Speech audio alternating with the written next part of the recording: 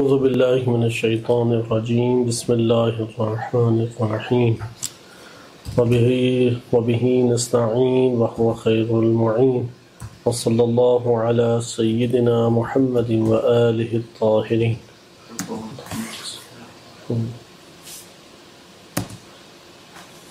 ہماری گفتگو الکافی میں کتاب الایمان والکفر کے ذیل میں وارد ہونے والے اخلاقی موضوعات کے اوپر چل رہی تھی، اور آپ کی خدمت میں حدیث النفس کا معنی ذکر کیا جا رہا تھا۔ اس حدیث میں، اس باب میں ہم نے متعدد احادیث کو مطالعہ کیا، اور ہماری گفتگو حدیث نفس سے پھر الہام اور اس کے مقابلے میں وسوسے، اور وہاں سے پھر رؤیا اور خواب کے موضوع پہ منتقل ہو گئی۔ اور خواب اور اس کے موضوع کو ہم نے جب ملاحظہ کیا تو اس میں ہم نے پھر مکاشفات کے باب کو شروع کیا۔ مکاشفات کے باب میں آپ کی خدمت میں دو قسمیں مکاشفات کی عرض کی گئی تھی، مکاشفات صوری اور مکاشفات معنوی۔ یہ دو تقسیمات اہل علم نے کی ہیں۔ البتہ ہم اس میں مزید وارد ہونے سے پہلے اس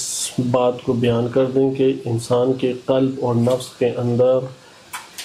یا اللہ سبحانہ وتعالیٰ کی جانب سے معانی اور مطالب کو القاء کیا جاتا ہے، ڈالا جاتا ہے، یا شیطان کی جانب سے القاء کیا جاتا ہے۔ بعض اوقات اللہ تعالیٰ کی ذات خود اس عمل کو انجام دیتی ہے، اور بعض اوقات اللہ سبحانہ وتعالیٰ فرشتوں کو اس مورد میں حکم فرماتا ہے، اور فرشتے باعث بنتے ہیں کہ انسان کا خیر اور حقیقی معلومات سے تعلق قائم ہو۔ اسی طرح بعض اوقات ابلیس ہے کہ جو یہ کام کرتا ہے، اور بعض اوقات اس کے ماتحت جو شیاطین ہیں ان کی مدد لی جاتی ہے۔ تفسیر قمی میں ایک روایت اس عنوان سے وارد ہوئی ہے کہ ارشاد باری تعالی ہوتا ہے قرآن کریم میں، من شر الوسواس الخناس، سورۃ الناس میں۔ تو اس میں ابن عباس بیان کرتے ہیں کہ یرید الشیطان علی قلب ابن آدم لہ خرطوم مثل خرطوم الخنزیر۔ اس طرح خنزیر کا منہ ہوتا ہے، اس طرح سے شیطان کا بھی ایک منہ ہے، اور وہ یوسوس لابن آدم، اور بنی آدم کے قلب میں وہ اس چیز کو پھر ڈالتا ہے اپنے اس منہ سے۔ اذا اقبل علی الدنیا وما لا یحب اللہ، کہ اس وقت بنی آدم وسوسوں کا شکار ہوتا ہے کہ جب وہ دنیا کی طرف بڑھتا ہے یا اللہ کے ذکر سے غافل ہو جاتا ہے۔ فَإِذَا ذَكَرَ اللَّهَ عَزَّ وَجَلَّ انْخَنَسَ يُرِيدُ رَجَعَ،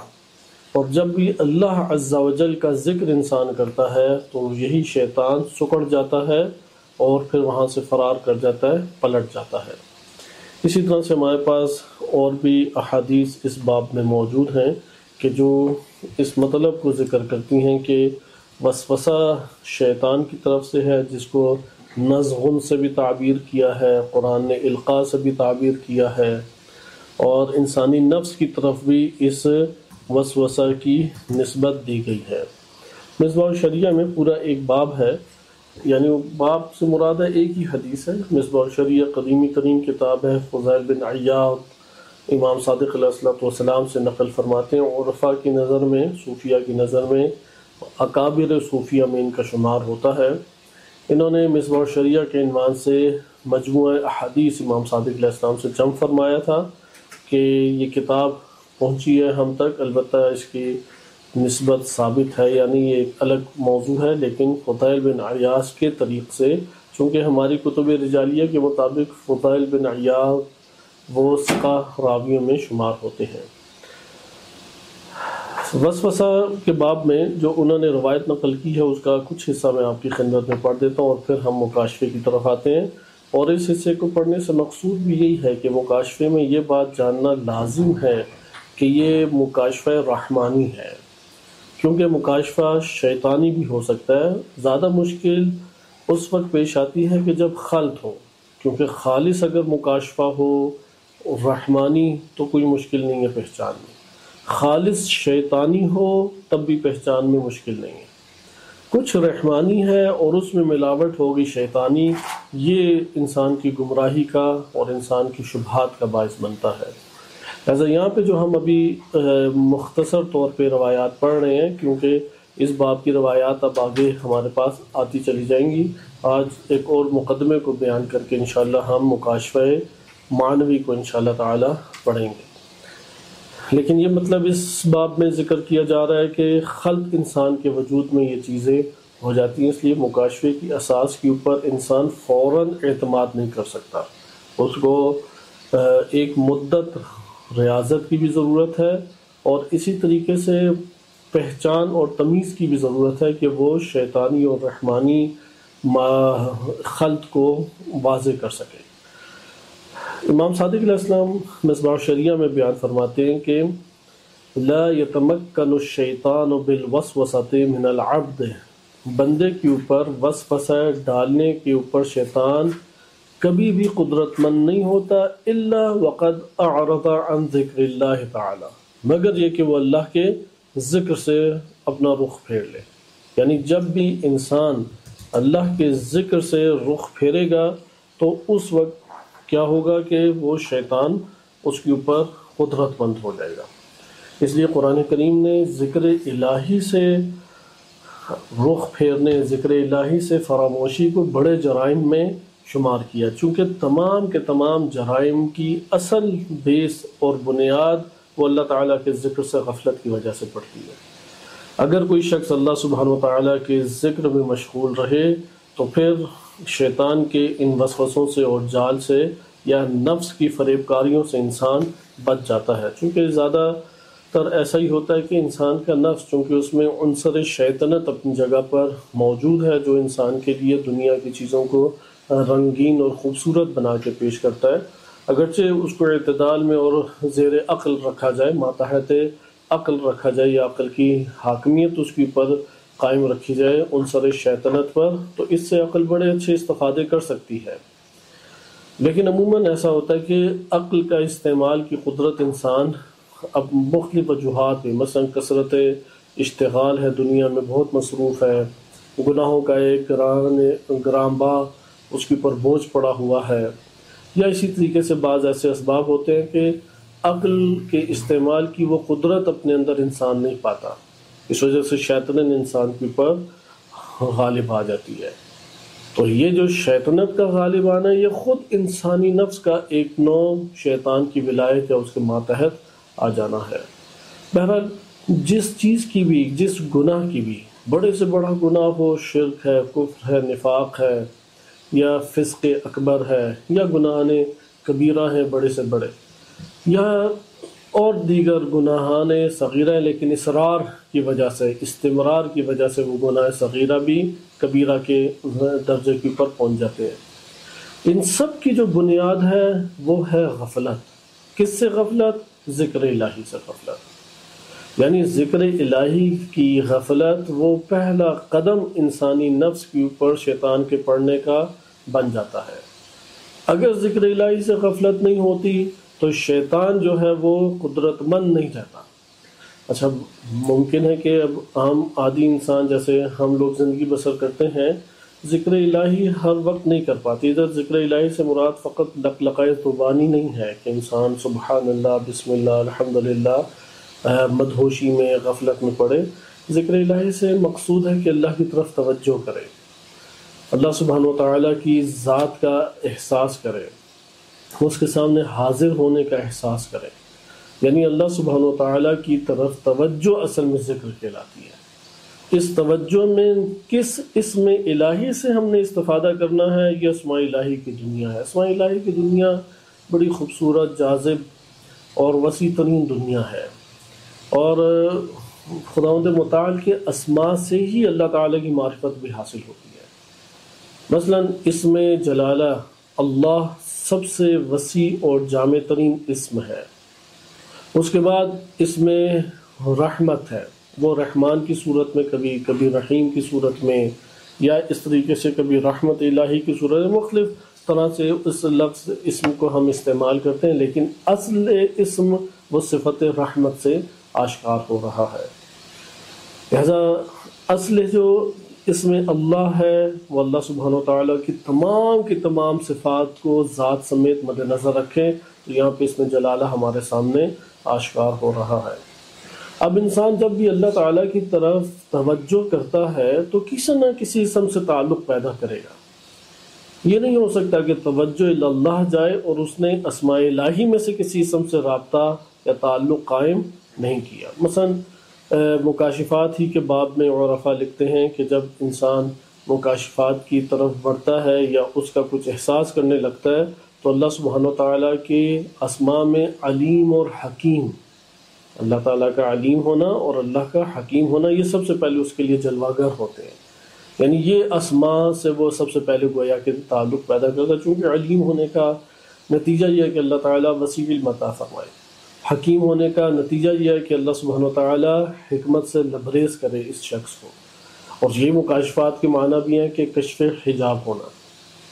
قرآن کریم میں بھی اس کی تصدیق ہمیں واضح طور پہ ملتی ہے کہ میں چند آیات آپ کی خدمت میں قرآن کریم کی ذکر کر دیتا ہوں کہ جو ہمیں واضح طور پہ بیان کرتی ہے کہ ذکر الہی سے غفلت ہر بڑے سے بڑے اور چھوٹے سے چھوٹے گناہ کی بنیاد ہے۔ آغاز میں گناہ جنم نہیں لیتا، غفلت کی وجہ سے حجاب چڑھ جاتا ہے، وہ حجاب ابھی باریک حجاب، پھر غفلت کا وقت اور حجاب، پھر غفلت اور حجاب، سال ہا سال غفلت یہ گناہوں کا ایک عظیم ہمارے اوپر بار جو ہے وہ ڈال دیتا ہے۔ لہذا سورہ معاہدہ آیت نمبر 91 میں یعنی ان دونوں کا گہرا آپس میں تعلق ہے۔ شیطان کی سلطنت اور ولایت ہمارے نفس کے اوپر، اور اس کا بنیادی سبب کیا ہے؟ اللہ کی ولایت سے باہر آنا۔ اللہ سبحانہ و تعالیٰ کی ولایت سے انسان، یعنی اللہ تعالیٰ کی ولایت میں اختیاراً ہم میں رہنے کا حق دیا، ویسے تو کوئی اللہ تعالیٰ کی قدرت اور ولایت اور سلطنت سے باہر نہیں نکل سکتا، یعنی اللہ کی تابعداری، اس کی اطاعت، اس کے حکم فرمائی کے ماتحت زندگی بسر کرنا، یہ کب ہوتا ہے؟ جب ذکر الہی سے انسان اعراض کرے، منہ پھیر لے، غفلت میں زندگی بسر کرے۔ غفلت میں زندگی بسر کرنے کے اسباب کثیر ہیں، لیکن سب کے سب دنیا میں مشغولیت اور انسان کے غضب و شہوات کے شکار ہونے میں بند ہو جاتی ہے، یعنی دنیا میں مشغولیت ایک جملہ کہا جاتا ہے۔ اس لیے معتبر احادیث میں وارد ہوا ہے کہ رأس کل خطیئۃ، ہر برائی اور ہر خطا کی، ہر غلطی کی جڑ جو ہے وہ حب الدنیا ہے۔ آیت کریمہ سورہ معاہدہ آیت نمبر 91 میں ارشاد باری تعالی ہوتا ہے انما یرید الشیطان ان یوقع بینکم العداوۃ والبغضاء فی الخمر والمیسر، کہ شیطان فقط اور فقط یہ چاہتا ہے تم لوگوں کے درمیان دشمنی کو پیدا کرے اور کینہ اور بغض کو پیدا کرے شراب میں اور میسر مثلا جوا ایک مراد آپ لے سکتے ہیں، یعنی وہ چیز جو کہ ممنوع ہے اللہ سبحانہ وتعالیٰ کی طرف سے، خمر اور میسر۔ وَيَصُدَّكُمْ عَنْ ذِكْرِ اللَّهِ، اور کیا ہے دوسرا وہ کیا چاہتا ہے؟ ایک تو عداوت اور بغضا چاہتا ہے شراب اور میسر کو استعمال کر کے، ان کے ذریعے سے دشمنیاں ڈالے گا۔ ویسے بھی وہ وسوسے ڈال کے سوء ظن نہیں پھیلاتا ہے، کوئی آپ ان کے آپس میں مومنین کے درمیان ہو یا آپس میں بہن بھائیوں کے درمیان ہو، فقط اور فقط سوء ظن کا اٹھنا یہ شیطان کی طرف سے ہے، جبکہ ان کے امور خیر زیادہ ہیں، جبکہ ان کے کمالات اس شخص کے سامنے اپنے بھائیوں کے یا اپنے آس پاس کے مومنین کے وہ زیادہ ہیں، لیکن چن کے خطائیں اور نقائص اور برے واقعات اور نفس میں ابھارنا وہ شیطان کی وجہ سے ہے۔ لیکن یہاں پہ جو توجہ کی قابل چیز ہے وہ ہے وَيَصُدَّكُمْ عَنْ ذِكْرِ اللَّهِ، اللہ کے ذکر سے تمہیں روک دے، وَعَنِ الصَّلَاةِ، اور نماز سے روکے گا۔ پھر قرآن ہم سے پوچھتا ہے فَهَلْ أَنْتُمْ مُنْتَهُونَ، تم رک جاؤ گے؟ یعنی یہاں پہ ہمیں لبیک اللہ کو کہنے چاہیے کہ خداوند متعال جب ہمیں پکارے ہمیں اسے جواب دینا چاہیے، اور قرآن نے بھی اسی طرف ابھارا ہے کہ استجاب کی طرف ابھارا ہے کہ اللہ سبحانہ وتعالیٰ کو جواب دیا جائے۔ استجابت جو ہے یا استجیبو کا لفظ قرآن میں چند مرتبہ آیا ہے کہ خداوند متعال کو استجابت کی جائے، خداوند متعال کو لبیک کہی جائے۔ یہاں پہ بھی مورد اسی چیز کا کہ خداوند متعال کو لبیک انسان کو کہنا چاہیے۔ بس آپ نے ملاحظہ کیا کہ وہ ذکر الہی سے انسان کو روکتا ہے۔ یا اسی طریقے سے قرآن کریم میں بعض دیگر جگہوں کے اوپر بھی وارد ہوا ہے کہ تجارت ہے اور بیع ہے، خرید و فروخت ہے، یہ والے معاملات انسان کو روک دیتے ہیں، لیکن وہ افراد کے جو نہیں رکتے اور اللہ کے ذکر کو قائم کرتے ہیں، نماز کو قائم کرتے ہیں، اللہ کا ذکر کرتے ہیں، انہیں اللہ سبحانہ وتعالیٰ نے مردان خدا میں سے قرار دیا ہے، یہ راہ الہی کے مرد ہیں۔ اسی طرح قرآن کریم میں بہت ایک اہم آیت ذکر ہے، سورہ زمر آیت نمبر 22، افمن شرح اللہ صدرہ للاسلام فہو علی نور من ربہ، افمن شرح یعنی وہ شخص کون ہے کہ جس کو اللہ نے، یعنی افمن شرح وہ شخص جس کا سینہ اللہ نے کھول دیا ہے۔ صحیح، شرح صدر اور ضیق صدر، شرح صدر کے مقابلے میں ہوتا ہے سینے کا تنگ ہونا۔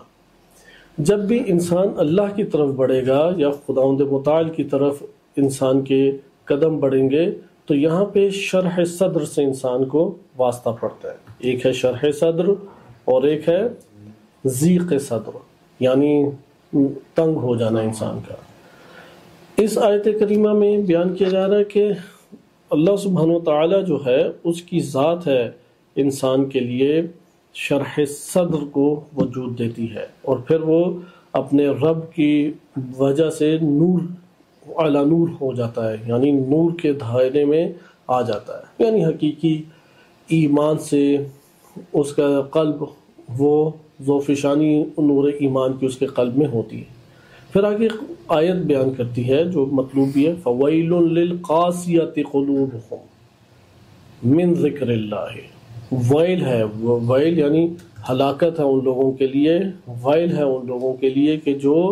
جن کے قلب جو ہیں وہ اللہ کے ذکر سے کیا ہے قسی ہو چکے ہیں، سخت ہو چکے ہیں، ان کی یعنی اللہ کا ذکر ان سے نہیں ہوتا، خداوند متعال کا ذکر ان سے انجام نہیں پاتا۔ یہ ایک اہمیت کا حامل ہے۔ قساوت کے مقابلے میں خشوع ہے، جیسا کہ سورہ حدید میں ارشاد باری تعالی ہوتا ہے، أَلَمْ يَأْنِ لِلَّذِينَ آمَنُوا أَن تَخْشَعَ قُلُوبُهُمْ لِذِكْرِ اللَّهِ وَمَا نَزَلَ مِنَ الْحَقِّ، کیا اب بھی وہ وقت نہیں آیا کہ مومنین کے قلب جو ہیں وہ خاشع ہو جائیں ذکر الہی کی وجہ سے اور جو اللہ نے حق کو نازل کیا ہے۔ یہ آیات ہمارے پاس تھیں، چونکہ ایک آیات ذکر الہی کے حوالے سے ہم پہلے بھی پڑھ چکے ہیں، اور یہ بعض آیات تھی جس میں ہم نے دیکھا کہ جو قساوت قلبی ہے وہ معنی بن جاتی ہے کہ وہ کسی سے معنی بنتی ہے کہ ذکر الہی نہیں انسان کو کرنے دیتی ہے۔ سورہ مجادلہ میں جیسے ارشاد باری تعالی ہوا، استحوذ علیہم الشیطان فانساہم ذکر اللہ، شیطان جو ہے جب آ جاتا اور انسان پر چھا جاتا ہے تو وہ مورد ہے کہ جب اللہ کے ذکر سے وہ انسان کو منع کر دیتا اور انسان اللہ سبحانہ وتعالیٰ کا ذکر کرنے سے وہ عاجز آ جاتا ہے۔ استحوذ علیہم الشیطان، استحوذ یعنی استولا، یعنی شیطان جب غالب آ جائے، فانساہم ذکر اللہ، تو پھر اللہ کے ذکر کو یہ فراموش کرا دیتا ہے۔ انسا یعنی یہ بھلا دیتا ہے شیطان۔ اولئک حزب الشیطان، پھر جو لوگ بھول جاتے ہیں وہ لشکر شیطان بنتے ہیں۔ الا ان حزب الشیطان هم الخاسرون، کہ یاد رکھو کہ حزب شیطان ہی خسارہ اٹھانے والے۔ یا سورہ جمعہ میں ارشاد باری تعالی ہوتا ہے کہ فَسَعُوا إِلَىٰ ذِكْرِ اللَّهِ وَذَرُوا الْبَيْعَ، یعنی اللہ کی ذکر کی طرف تم لوگ آؤ۔ تو یہ قرآن کریم کا آپ نے عمومی ایک پیغام دیکھا کہ جس میں اللہ سبحانہ وتعالی نے اپنے ذکر کو اور اس کی اہمیت کو ذکر بیان کیا ہے۔ اچھا، اس کے مقابلے میں ہمیں کیا کہنا چاہیے؟ خدا دعوت دے رہا ہے اپنے ذکر کی طرف، اس کے مقابلے میں ہے کہ استجابت کرو، کب کہ قبل اس کے کہ تمہارے اوپر وقت موت آئے یا قیامت کا وقت آئے تم استجابت کرو۔ اس استجابت میں حیات ہے، جیسے سورہ انفال میں بھی ارشاد باری تعالی ہوتا ہے کہ یا ایھا الذین آمنوا استجیبوا للہ وللرسول اذا دعاکم لما یحییکم، کہ جب بھی رسول اللہ اور اس کا رسول تمہیں حیات دینے کے لیے دعوت دے، اس لیے دعوت دے لیحییکم، تاکہ اللہ تمہیں حیات دے دے. تو تم کیا کرو؟ استجیبو، لبیک کہو، فوراً لبیک کہو. یعنی اللہ تعالیٰ نے جس شے کی طرف ہمیں دعوت دی ہے، بلایا ہے، امر کیا ہے، اس سے اللہ تعالیٰ ہمیں زندہ کرنا چاہتا ہے. اس سے زندگی آباد انسان کی ہوتی ہے. یا اسی طریقے سے سورہ شورى آیت نمبر 47 میں بھی یہ تذکر اللہ تعالیٰ نے فرمایا ہے، استجیبوا لربکم، اپنے رب کو لبیک کہو، من قبل ان یأتی یوم لا مرد لہ من اللہ، قبل اس کے کہ وہ دن آ جائے کہ جب اللہ سبحانہ و تعالیٰ کے پاس سے کوئی چیز پلٹ کے نہیں جا سکتی. یعنی تمہارے لیے مہلت ختم ہے. ما لکم من ملجأ یومئذ، اس دن کوئی تمہارے پاس پناہ گاہ نہیں ہے. وما لکم من نکیر، اور نہ تم کوئی انکار کر سکتے ہو، نہ کوئی تم بہانہ لا سکتے ہو، تمہارے پاس کوئی فرصت اور مہلت نہیں. اس دن کے آنے سے پہلے استجیبوا لربکم. بہت واضح قرآن کی اس آیت میں پیغام ہے کہ استجیبوا لربکم، اپنے رب کو استجابت کرو، اپنے رب کو لبیک کہو. یہ آیات ہمارے سامنے تھیں کہ جس میں آپ نے اس روایت کی گویا کہ ایک نو تفسیر کو مطالعہ کیا جو مصباح الشریعہ کے آغاز میں ہے کہ لا يتمكن الشیطان بالوسوسة من العبد الا وقد اعرض عن ذکر اللہ. شیطان اس وقت تک بندے کے وجود میں وسوسے کو ڈالنے کی قدرت نہیں رکھتا مگر یہ کہ وہ شخص کے اللہ تعالیٰ کے ذکر سے رخ پھیر لے. واستہان بامرہ، اور امر الہی کو بڑا ہلکا لے. وسکن الی نہیہ، اور جس چیز سے اللہ نے منع کیا ہے وہاں پہ ساکن ہو جائے، وہاں پہ رہنے لگ جائے. جن چیزوں سے اللہ نے منع کیا وہاں پہ اس نے ڈیرے ڈال دی. وَنَسِيَ اطلاعہ علی سرہ، اور وہ بھول گیا ہے اس سر الہی کی اوپر باخبر ہونے کو فراموش اس نے کر دیا. فَالْوَسْوَسَةُ مَا تَكُونُ مِنْ خَارِجِ الْقَلْبِ، وسوسہ جب بھی آتا ہے وہ انسانی قلب کے باہر سے آتا ہے، خارج القلب سے آتا ہے، بے اشارت معرفت العقل و مجاورت الطبع، کہ خارج از قلب ہوتا ہے وسوسہ، ما تکون من خارج القلب بے اشارت معرفت العقل و مجاورت الطبع، و اما اذا تمکن فی القلب فذلک غی. یعنی مقصود یہاں پہ یہ ہے کہ انسان کے وجود میں خارج از قلب جو ہے وہ عقل کا اگر استعمال کرے انسان، یا استعمال اگر انسان کرے اپنے وجود کے اندر حقیقی ہدایت کو، یعنی وہ ذکر الہی کو، شیطان کے اس وسوسے سے اپنے آپ کو بچا لیتا ہے. لیکن وسوسہ معرفت عقل کے اشارے سے یا مجاورت طب کی وجہ سے، ماں کو یہاں پہ ہم اگر نفی میں لیں تو بہتر ہے، اگر نفی میں لیں تو ظاہراً بہتر ہے. البتہ اس کے ترجمے پہ غور کرنا چاہیے، چونکہ اگر مائع موصولہ ہو تو اس کا ایک معنی بنتا ہے، نافیہ ہو تو ایک معنی بنتا ہے. فالوسوسۃ ما تکون من خارج القلب، کہ وسوسہ جو ہے وہ عقل کی معرفت عقل کے اشارے سے اور مجاورت طب کے اشارے سے خارج از قلب نہیں ہوتا. اگر آپ مائع نافیہ اگر آپ لیں، ہم اس عبارت کو تھوڑا تر کرتے ہیں چونکہ اصل مقصود کی طرف آئیں، وإلا اس کو ہم شارحین کی مدد سے حل کر سکتے ہیں کہ وسوسے میں اس جگہ پہ ماں سے کیا مراد ہے اور خارج القلب اس کا کیا تعلق ہے، اور معرفت عقل و مجاورت طب سے کیا مراد ہے. بہرحال آگے جو عبارت ہے وہ ہمارے لیے واضح اور مہم ہے. وَأَمَّا إِذَا تَمَكَّنَ فِي الْقَلْبِ، جب بھی تمکن وہ کر لے، یعنی قلب میں جاگزین ہو جائے وسوسہ، جب بھی وسوسہ یعنی بالفاظ دیگر شیطان انسان کے قلب کے اوپر جب حملہ آور ہوتا ہے تو وہ اس کو بھلاتا ہے ذکر الہی. بالکل اسی طرح سے کہ جب بھی ایک فوج یا ایک لشکر کسی کو توڑنے کے لیے حملہ کرتا ہے تو پہلے وہ اس رکاوٹ کو دور کرتا ہے کہ جو داخل ہونے سے مانع بنتی ہے. ذکر الہی، اللہ کی طرف توجہ، خیر کے ساتھ اس کا تعلق، نور کے ساتھ تعلق، یہ شیطان کے ورود سے مانع بن جاتی ہے. اس لیے شیطان سب سے پہلے انہیں ختم کرتا ہے. جیسے کئی دفعہ اساتذہ گرامی کے قول کو نقل کیا ہے کہ شیطان اچانک حملہ نہیں کرتا، بلکہ رفتہ رفتہ آتا ہے، قدم بقدم، یعنی پہلے مستحبات سے دور کرے گا، پہلے مکروہات کے اوپر قائل کرے گا کہ آ جاؤ، اس طرح سے آہستہ آہستہ غافل کرتا ہے۔ اچھا، اس لیے اب یہاں پہ روایت میں آیا کہ اب جب وسوسہ متمکن ہو گیا، چونکہ اس نے وسوسہ ڈالا تو لازم نہیں ہے کہ ڈل جائے گا،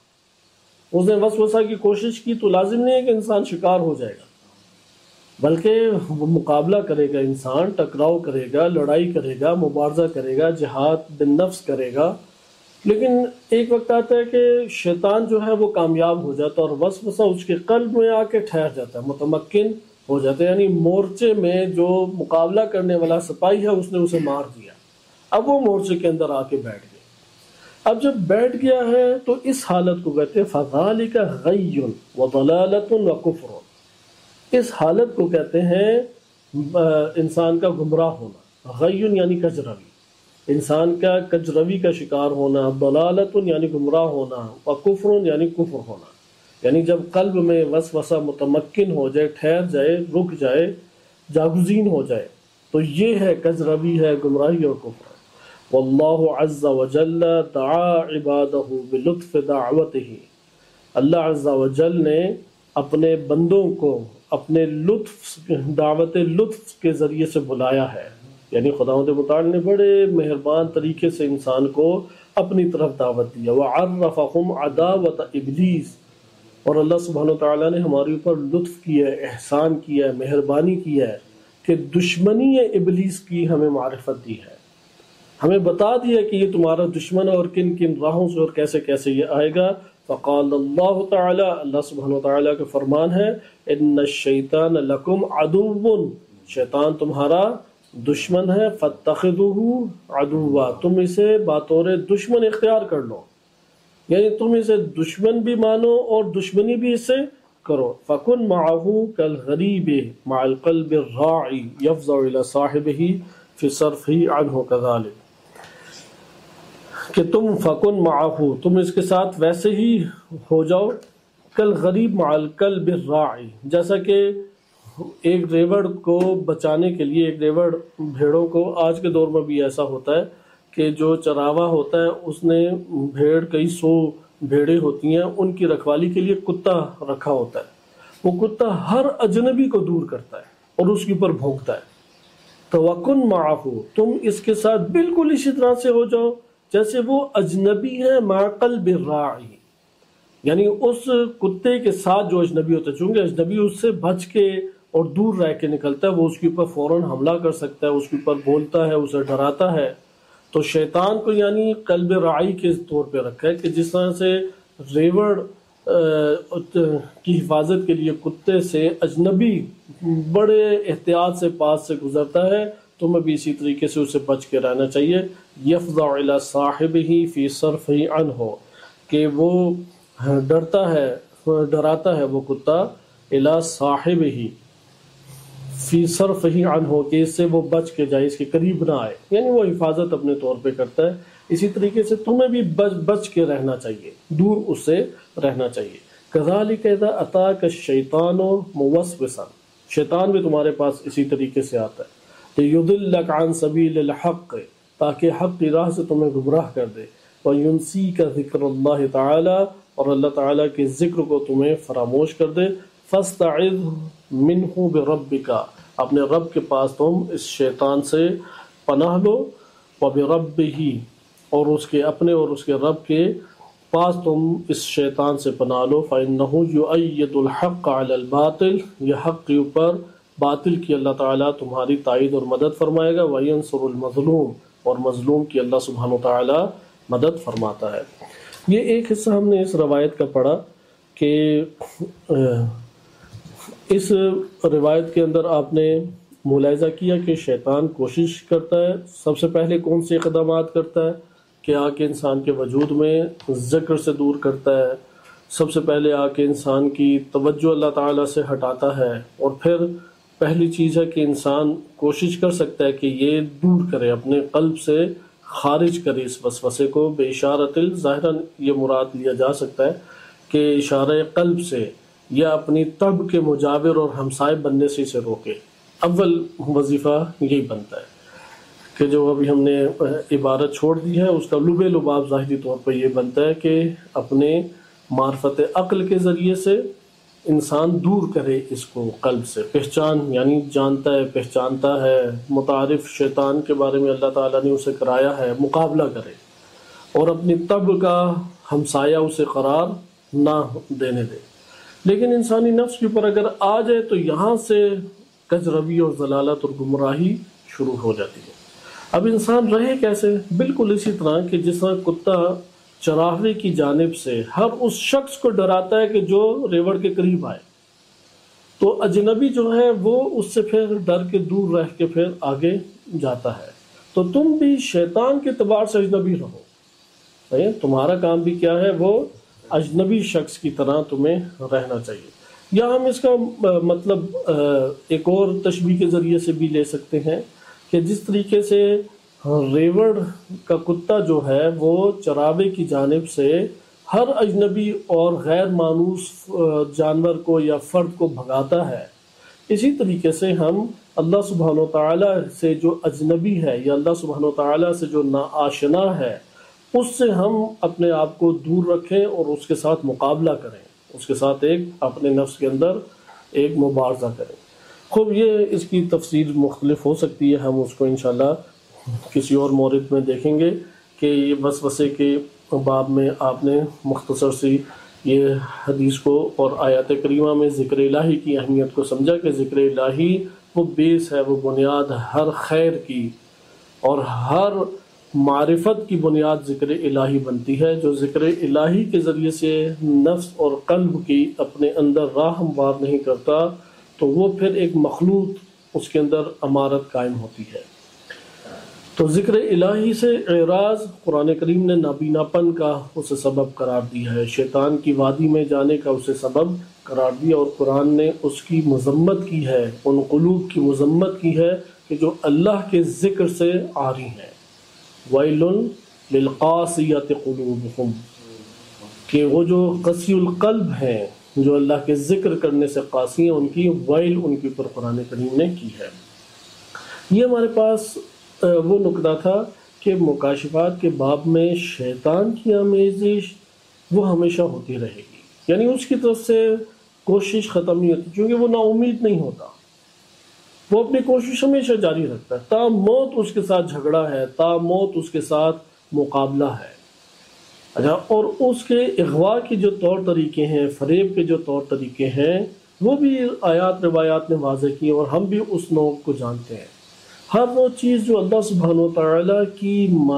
معصیت اور نافرمانی پہ ابھارے، شیطان کی راہوں سے ہموار ہوتی ہے۔ اب ہمیں مکاشفات کی صورت، مکاشفات کہتے ہیں کہ حقائق سے پردہ اٹھانا۔ جو جہان مخلوق کہلاتے ہیں، جہان خلقت کہلاتے ہیں، وہ تین جہان ہیں۔ پہلے بھی یہ عرض کیا جا چکا ہے اور یہ مقدمہ تفصیلی طور پہ ہم نے مطالعہ کیا تھا، اس کے کچھ حصے کو آج آپ کی خدمت میں عرض کیا جاتا ہے کہ تین جہان ہمارے پاس ہیں، اسے جہان خلقت کہتے ہیں، اور ان تینوں جہانوں کے اوپر محیط جو جہان ہے وہ جہان الہ ہے، عالم الہ ہے۔ عالم الہ اللہ سبحانہ تعالیٰ کے ساتھ مختص جہان ہے، اور اللہ تعالیٰ نے فقط اپنے خاص الخاص اولیاء کو اس جہان کے امور سے واقف کیا ہے، اور وہ قاب قوسین و ادنیٰ کی حد تک جانے کی اللہ سبحانہ تعالیٰ نے اجازت دی، اور اس کے بعد پھر ایک حجاب اللہ اور مخلوق کے درمیان، یعنی جو خلقت بھی خاص الخاص یا اولیاء الہی میں سے ہے، اس حجاب کے ایک حجاب اللہ اور ان کے درمیان پھر حائل رہ جاتا ہے۔ لیکن عالم الہ کی معرفت اللہ سبحانہ تعالیٰ نے خاص الخاص اولیاء کو عنایت فرمائی ہے۔ مخلوق کے جو اللہ تعالیٰ نے جہان بنائے ہیں وہ تین ہیں۔ پہلا جہان جہان عقل ہے، جسے فرشتوں کا جہان کہتے ہیں، اس کو عالم عقول بھی کہا جاتا ہے علمی اصطلاح میں، اس کو عالم جبروت بھی کہا جاتا ہے عرفانی اصطلاح میں، عالم الہ کو لاہوت کہا جاتا ہے، عالم عقل کو جبروت کہا جاتا ہے۔ یہاں یہ فرشتگان و ارواح کا مسکن ہے، یعنی ہر انسان کی روح کی جو اصل وطن اور رہائش گاہ ہے وہ یہی جگہ ہے، اس لیے روح انسانی یہاں سے تعلق رکھتی ہے۔ تمام فرشتگان اسی جہان سے تعلق رکھتے ہیں اور طول میں ہے، پھر اس کے بعد نیچے طول کی طرف آتے ہیں۔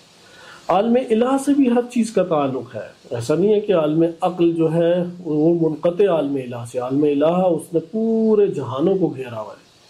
لیکن عالم الہ کی ابھی ہم وادی میں وارد نہیں ہوتے، وہ مقام احدیت اور مقام وحدیت اور اعیان ثابتہ اور ان اصطلاحات کے پیرائے میں بیان کی جاتی ہے، اسے کسی اور مورد میں ہم دیکھیں گے۔ عالم عقل و عالم جبروت، یہاں سے خلقت کا آغاز ظاہری یعنی ظاہر جو ہو رہا ہے، اس سے پہلے وہ علم الہی میں پنہاں ہے،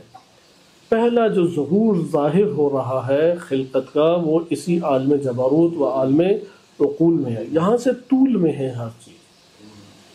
بالکل اسی طرح سے کہ جس طرح درخت ہے وہ طول میں ہوتا ہے، نیچے سے اوپر کی طرف ہے، یعنی درخت نیچے بھی درخت ہے اور اوپر بھی وہی درخت ہے۔ اچھا، اس کی جڑیں نیچے ہیں، پھر لکڑی ہے، پھر شاخیں ہیں، شاخوں پہ پھل ہیں، پھر اس کے اثرات ہیں، یہ سارا درخت ہی کہلائے گا۔ اسی طرح انسان کا جو اصل مسکن ہے، اسی لیے یہ عرفا کی کتب میں حدیث آئی ہے، کسی محدث کی کتاب میں حدیث نہیں ہے کہ حب الوطن من الایمان، وطن کی محبت ایمان سے، یہ عرفا کی تعبیر ہے، ان کا مقصد یہ تھا کہ روح کی جو رہائش گاہ ہے اور روح کا جو مسکن ہے وہ مادی جہان تھوڑی ہے، وہ اس کا اصل وطن ہے، وہ روح، اور اسی کی طرف اس نے لوٹنا ہے۔ اس لیے اس وطن سے محبت یہ ایمان میں سے ہے۔ جیسے ہمیں اپنے گھر اچھے لگتے ہیں یا ہم کو اپنی یہ مادی دنیا اچھی لگتی ہے، ہمیں اچھے لگنے چاہیے کون سے گھر؟ یہ جو آخرت میں بنے ہوئے گھر ہیں۔ اس لیے قرآن نے سورۃ توبہ آیت نمبر 24 میں بیان بھی کیا ہے، یعنی حب الوطن من الایمان کی جو تشریح ہے وہ قطن و قطن یہ مٹی اور پتھروں سے بنی ہوئی سرزمین کی حدود نہیں ہے، بے شک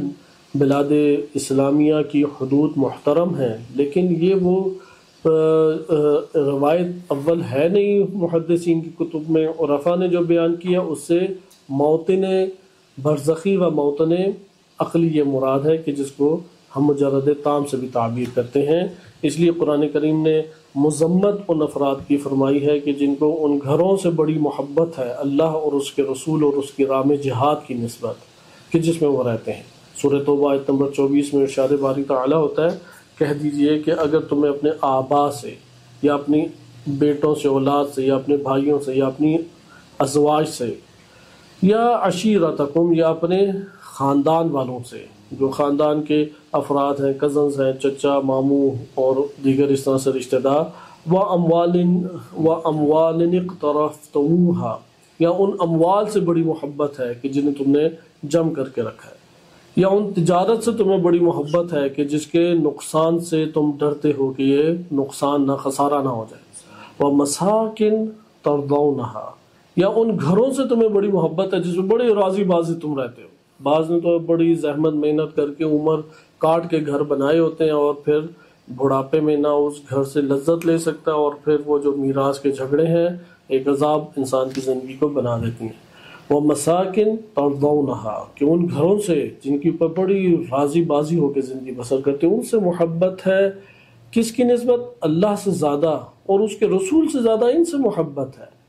اور اللہ کی راہ میں جہاد کرنے سے زیادہ محبت ہے۔ فتربصوا، تو ٹھہرو، انتظار کرو، حتی یأتی اللہ بامرہ، اللہ اپنا عذاب تمہارے اوپر لے کے آئے۔ واللہ لا یہدی القوم الفاسقین، اللہ قوم فاسقین کی ہدایت نہیں کرتا۔ اختتام آیت ہمیں بتاتی ہے کہ وہ شخص فاسق ہے کہ جسے اللہ اور اس کے رسول اور راہ الہی میں جہاد، سخت زحمت اور کوشش، یعنی مشقت آور چیزوں سے اس کو کم محبت ہے، اور ان چیزوں سے زیادہ محبت ہے، اپنے گھرانے ہیں، مال ہے، تجارتیں ہیں، یعنی وہی جو کمائی کا ذریعہ ہے، یا جن گھروں میں رہتے ہیں۔ اس لیے عالم جبروت جو ہے وہ مسکن ہے، وہ جائے محبت ہے، اس جہان سے محبت ہونی چاہیے۔ سارے فرشتے اسی جہان سے تعلق رکھتے ہیں، اس لیے فرشتے یہاں سے پھر نزول کرتے ہیں، البتہ وہ اپنی اصل مقام کی پر باقی اور تمثل کرتے ہیں۔ اچھا، اس کے بعد اگلا جہان آ جاتا ہے جہان ملکوت، جسے عالم خیال بھی کہتے ہیں۔ یہ دوسرا جہان ہے، یہ دوسرا مرحلہ ظہور بھی ہے۔ عقل میں ظاہر ہونے کے بعد اب ہر مخلوق کہاں پہ ظاہر ہو رہی ہے؟ وہ عالم اسی ملکوت، عالم خیال، عالم مثال، اس کے کئی نام ہیں، عالم مثال ہے، عالم خیال ہے، یا دینی ایک زبان میں عالم ذر بھی اسے کہتے ہیں۔ عالم ذر کا اسی جہان سے تعلق ہے۔ یہ دوسرا جہان ہے۔ تیسرا جہان یہ عالم مادہ ہے۔ عالم مادہ میں ہر چیز جو اوپر سے لے کے آئی ہے اس نے نشو نما پانا ہے اور ظاہر کرنا ہے اپنے آپ کو، عملاً ظاہر وہ ہوگا۔ اچھا، عالم مادہ سے جو ہم نے حقائق لینے ہیں اس کا ہمارے لیے ذریعہ ہے یہی حواس خمسہ۔ اب ہم نے جب واپس جانا ہے تو ہم ادھر سے ہی نہیں واپس جائیں گے، اس کے مد مقابل اللہ نے پھر مد مقابل جہان رکھے، گویا کہ 6 جہان بن گئے۔ البتہ یہ جو مد مقابل جہان ہے ان کی وہی تمام خصوصیات ہیں جو ان کی ہیں، سوائے اس کے کہ جب اس جگہ پر اتر رہے تھے تو یہ بند تھا، صلاحیت رکھتا تھا، استعداد رکھتا تھا، اسے ظاہر اور عملی ہونے کی ضرورت تھی۔ لیکن اب یہ جب اوپر جا رہا ہے تو اب یہ سب کچھ اپنے وجود کے اندر جو لے سکا ہے وہ لے کے جا رہا ہے۔ اس لیے ممکن ہے کوئی برزخ تک ہی رک جائے، جیسے تمام حشرات، حیوانات یہ برزخ سے آگے نہیں جا سکیں گے، اور بعض ہیں کہ جو پھر آگے جائیں گے، جیسے انسانوں کے لیے قیامت کبریٰ اللہ تعالیٰ نے قرار دیا کہ وہ اس منزل کے اوپر جائیں گے، اور اس کے بعد پھر عالم الہ ہے۔ بس ایک روٹ ہے اترنے کا اور ایک روٹ ہے بالکل اسی کے مد مقابل چڑھنے کا۔ اس لیے وہ 3 جہان کہتے ہیں کہ خصوصیات میں یہ برابر ہیں، وَإِلَّا روٹ ایک ہی نہیں ہے۔ مثلا اس روڈ سے آئے ہیں تو اس روڈ سے اوپر جا رہے ہیں، لیکن یہ دونوں روڈیں ایک دوسرے کے پیرالل ہیں، جیسے پٹری کے دونوں طرفیں جو ہیں وہ برابر ہوتی ہیں۔ اچھا، بالکل اسی طرح گاڑی میں ہم نیچے آئے ہیں، اب نیچے سے اوپر کہاں تک پہنچ پائیں گے یہ پھر ایک الگ چیز ہے، ہر ایک نے اپنے اندر جتنی توانائی لی ہے اس کے مطابق آگے جائے گا۔ مکاشفات ہمارے پاس مادی جہان کے علاوہ جو 2 جہان ہیں ان کے حقائق سے ہمیں آگاہ کرتا ہے۔ مکاشفہ کسے کہتے ہیں؟ کہ جب مادی جہان کے علاوہ آپ کو دیگر 2 جہانوں کے ساتھ واسطہ پڑتا ہے۔ مکاشف سوری جو ہے وہ ملاکوتی برزخی، جسے عالم مثال اور عالم خیال ہم نے کہا ہے، اس جہان کے حقائق کا آشکار ہونا یا اس جہان سے رفع حجاب کرنا، اسے مکاشفات سوری کہتے ہیں۔ اور اگر عالم عقل، جسے عالم جبروت یا دینی زبان میں قیامت کہتے ہیں، قیامت کبریٰ، عالم قیامت، اگر اس جہان سے کشف حجاب ہو، رفع حجاب ہو، اور اس جہان کے حقائق سے واسطہ ہمیں پڑے، معلومات ملیں یا ہماری وابستگی ہو، اس کو کہتے ہیں مکاشفات معنوی۔ آج آپ کے سامنے جامع طور پہ دونوں کی آگے تشریح اور تفصیل کہ مکاشف سوری کیا ہے۔ مکاشف سوری، اسے نام ہی اس لیے سوری کا قرار دیا کہ اس میں تصور ہے، صورتیں ہیں، رنگینی ہے، اور اس کی قسمیں بھی وہی بنتی ہیں جو ہم پہلے پڑھ چکے ہیں کہ آواز کا آنا، آنکھوں سے دکھائی دینا، لمس کرنا، چکھنا۔ وہ البتہ عالم برزخ کے حقائق کی جانب سے اس بات کو بیان کیا جائے۔ اگر حقائق عالم برزخ ہمارے لیے آشکار نہیں ہوتے، یہ مکاشفہ سوری نہیں کہلائے گا،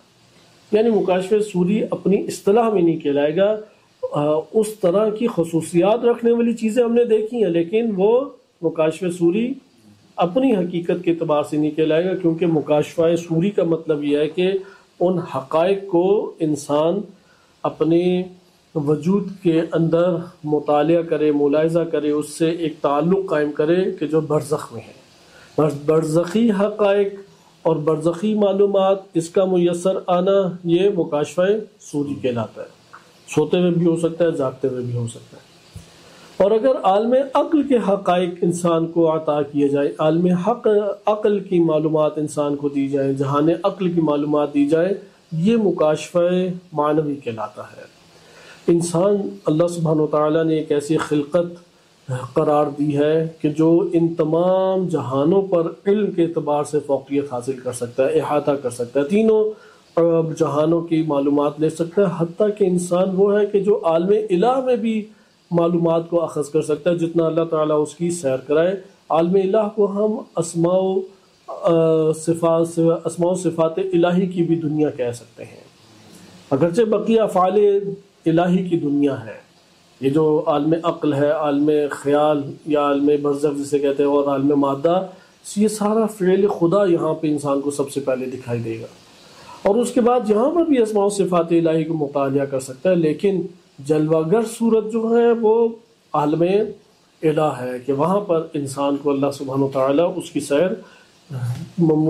بعض اپنے اولیاء کو اس کی فرصت اور عنایت اللہ تعالیٰ فرماتا ہے۔ یہاں پہ جو نقطہ آخری، چونکہ آج ہمارے پاس اس کا وقت باقی نہیں بچا کہ ہم اس کے ایک مکاشفہ معنوی کو مکمل طور پہ پڑھ سکیں، صرف اتنا ہمارے پاس ظاہر ہوا کہ کشف صوری حقائق برزخیہ کا سفر ہے، اور مکاشفہ معنوی وہ حقائق معنویہ یا حقائق عقل، چونکہ معنی کہتے اس کو ہے کہ جو جہان عقل سے ملتا ہے، اس کو عرفانی اصطلاح میں معنی قرار دیا جاتا ہے۔ یہاں پہ ایک نقطہ اہم یہ ہے کہ جو سالک سفر کرتا ہے وہ سفر میں ہمیشہ پہلا سفر کرے گا عالم مادہ سے۔ اگر عالم مادہ کے مرحلے میں وہ فعل الہی فقط اسے دکھائی نہ دے، عالم مادہ میں آیات آفاقی سے اس کا تعلق قائم نہ ہو، ہر آیت اللہ سبحانہ و تعالیٰ کی طرف اس کی نشاندہی نہیں کر رہی، وہ آگے اگلا سفر طے نہیں ہوتا۔ لہذا جو سفر کا آغاز ہے وہ عالم مادہ سے ہے۔ عالم مادہ میں وہ اللہ سبحانہ و تعالیٰ کے ہر ذرے میں وہ اللہ سبحانہ و تعالیٰ کے اسماء و صفات و افعال الہی کو، یعنی افعال الہی عالم مادہ کے اندر افعال الہی کا وہ مشاہدہ کرتا ہے۔ اس کے بعد اگلا مرحلہ ہے کہ اس کو عالم برزخ کے حقائق سے واقف کیا جائے گا۔ لہذا اب وہ ایسے اعمال انجام دے گا، مراقبے کرے گا، یہ کہہ سکتے ہیں چلہ جسے اربعین ہم کہہ سکتے ہیں کہ 40 دن کا جو ایک عمل ہے، اس سے طہارت اور اس سے انسان کی روح کے اندر نشوونما پیدا ہوتی ہے۔ یہاں ایک ایسے مورد میں پہنچے گا کہ برزخی حقائق اسے دکھائی دیے جا رہے ہیں، اللہ تعالیٰ اسے متعارف کروا رہا ہے، اور پھر اس کے بعد اس کا سفر کہاں پہ منتہی ہوگا؟ مکاشفات معنوی کے اوپر۔ اس لیے یہ ایک سفر ہے، یہ ایک سیر الہی ہے جو اللہ سبحانہ و تعالیٰ کی طرف بڑھنا ہے۔ اچھا، یہ جو عرفاء ہیں عرفان کی راہ میں جب آتے ہیں تو وہ اپنا سفر برزخ اور اس سے آگے شروع کرتے ہیں، چونکہ عالم مادہ کو وہ ایک نو طے کر چکے ہوتے ہیں۔ کشف صوری کی وجہ سے دنیاوی حوادث، اب عرفاء کا جو باخبر ہونا ہے وہ دنیاوی حوادث سے دنیا کی اساس کے اوپر باخبر نہیں ہوتے، بلکہ برزخ کے جو حقائق ان کے لیے آشکار ہوتے ہیں ان کے ذریعے سے وہ باخبر ہوتے ہیں۔ اسی لیے بعض روایات میں کہا گیا ہے کہ ائمہ اطہار علیہ السلام کے بارے میں کہ جب وہ چاہتے ہیں تو پھر وہ نگاہ کرتے اور معلوم کر لیتے ہیں۔ بالفاظ دیگر ان کی جو سب سے اعلیٰ ترین صورتیں ہیں مکاشفات اور مشاہدات کی اور ان کے ذریعے سے علم کو حاصل کرنے کی، وہ انبیاء اور رسول و ائمہ اطہار علیہ السلام کے اوپر ہی منطبق ہوتی ہیں، اور اس کے بعد پھر ان کے بعد کے افراد کی طرف یہ امر آتا ہے۔ بس کشف صوری وہ دنیاوی حوادث سے تعلق نہیں رکھتا، برزخی حقائق سے تعلق رکھتا ہے، اور ان مکاشفات کے ذریعے سے وہ پھر معلومات اور تعلیم کو لیتا ہے، روحانی طور پہ حقائق سے آگاہ ہوتا ہے اور اس کا ایک سفر بڑھتا ہے۔ آخری نقطہ آج کے ہم اس درس میں، کشف صوری کے بھی مراتب ہیں اور کشف معنوی کے بھی مراتب ہیں، اور انہی مراتب کے اعتبار سے حجاب ہٹتے چلے جاتے ہیں۔ ایسا نہیں ہے کہ کشف مکاشفہ صوری ایک حاصل ہوا تو سارے کے سارے حقائق آشکار ہو گئے اور سارے کے سارے حجاب جو ہیں وہ ہٹ گئے، ایسا نہیں ہے۔ جیسا کہ سید عبد الکریم کشمیری رحمۃ اللہ علیہ عمل کی دنیا کے ایک مجاہد شخصیت تھے، ان سے پوچھا گیا کہ آپ نجف میں جو طویل وقت گزارے، سب سے زیادہ آپ کے لیے سب سے بہترین اور سب سے زیادہ آپ کی رغبت اور رجحان اور میلان کا کون سا وقت گزرا ہے؟ تو انہوں نے تکرار کے ساتھ کہا کہ وادی السلام، وادی السلام۔ اور وہ کیا کہ کہتے ہیں وادی السلام میں میں راتیں گزارا کرتا تھا۔ وادی السلام میں بعض بزرگان جو ہے وہ ممکن ہے کہ پورا کا پورا 40 کا ایک دورہ کرتے ہوں، جسے چلہ کہتے ہیں۔ البتہ ریاضت شرعی، ریاضت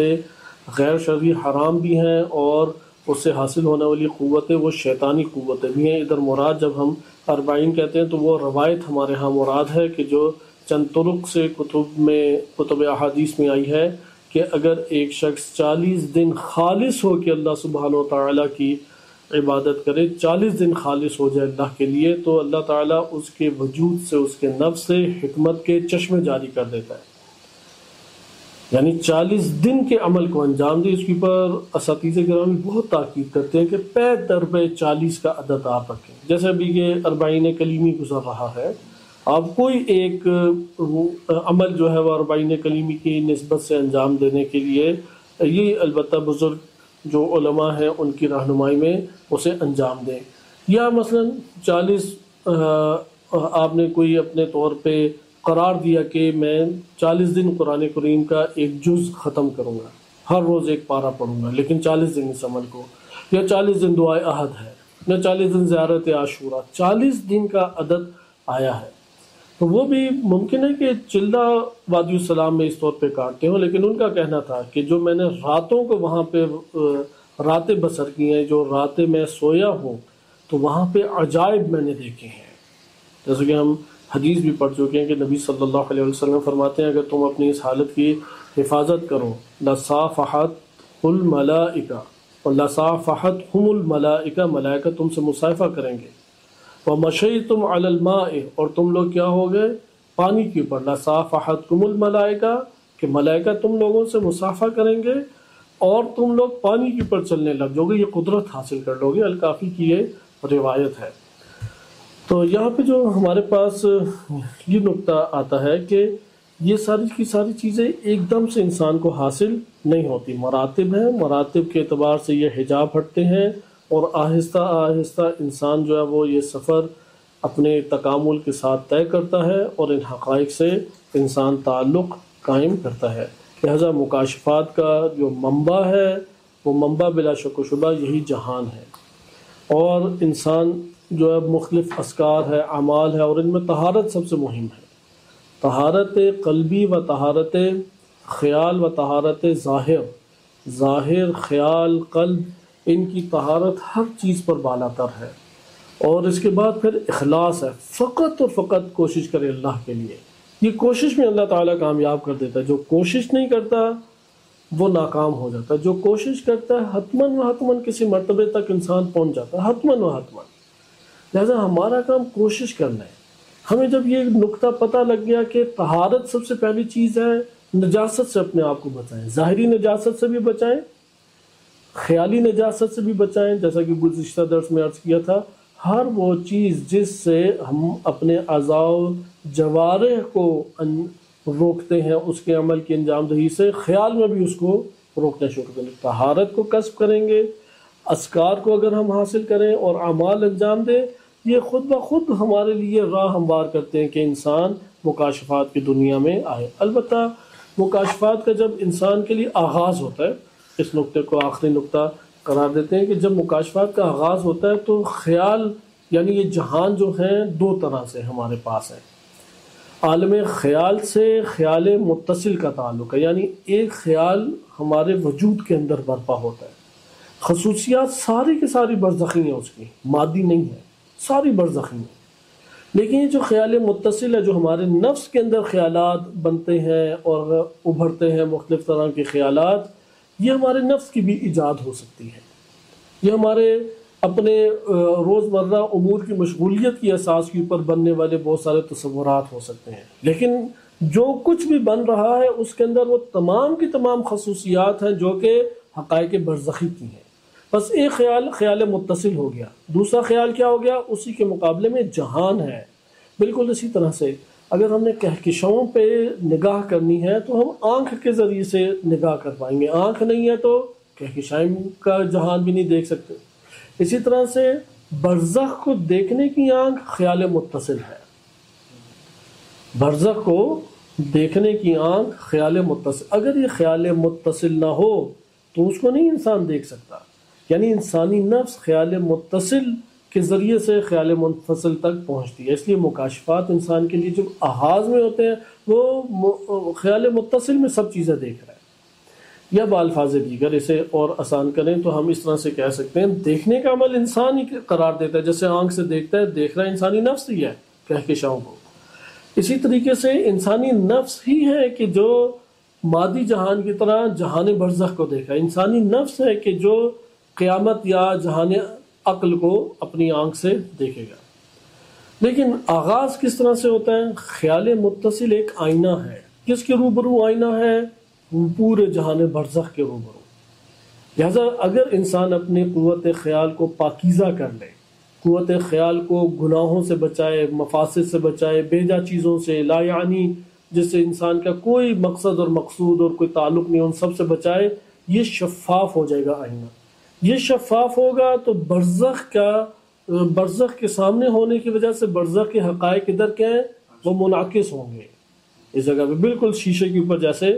سورج کی شعاعیں منعکس ہوتی ہیں، ادھر منعکس ہوں گے، اور انسان اول خیال متصل میں دیکھے گا۔ مکاشفات کا جو آغاز ہے، اساتذہ گرامی بیان کرتے ہیں کہ آغاز مکاشفات میں، چونکہ برزخی جہان سے جو کچھ ملے گا وہ مکاشفات سوری کہلائیں گے۔ مکاشفات سوری کا جو آغاز ہوتا ہے وہ خیال متصل یا خیال مقید بھی اسے کہتے ہیں، اس سے ہوگا، لیکن وہاں پہ وہ غیر حقیقی چیزیں نہیں دیکھے گا، عالم برزخ ہی سے جو جلوہ گر ہوئی ہیں ان چیزوں کو دیکھے گا۔ البتہ اب جب وہ مکاشفات سوری عالم خیال و عالم متصل میں کرنے لگ گیا تو یہاں پہ نفس کے اندر اب ارتقا بڑھے گا۔ پہلے وہ مثلا دوربین کے ذریعے کہکشاؤں کو دیکھ رہا تھا، اب آنکھ میں ایسی طاقت آ گئی ہے یا آنکھ کے ہی عضو سے وہ بے نیاز ہو گیا اور نفس براہ راست اسے دیکھ رہا ہے، اتنا اس نے ارتقا پیدا کر لیا، بالفرض وہ اڑ کے وہاں پہ پہنچ گیا۔ اسی طرح برزخ کے جہان کے اندر اب جھانک کے دیکھے گا، جسے خیال منفصل کہتے ہیں۔ خیال منفصل جہاں پہ ہم سب نے جانا ہے، جسے قبر بھی کہتے ہیں، یہاں پہ سارے حقائق جہاں پر موجود ہیں۔